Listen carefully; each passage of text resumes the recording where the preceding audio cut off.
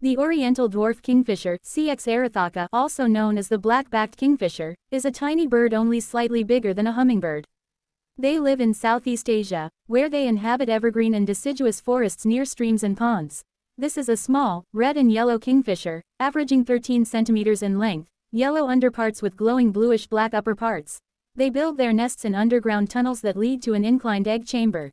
The oriental dwarf is one of the smallest kingfishers. This kingfisher species has 3 toes. They like to live near forest streams and ponds with plenty of canopy shade.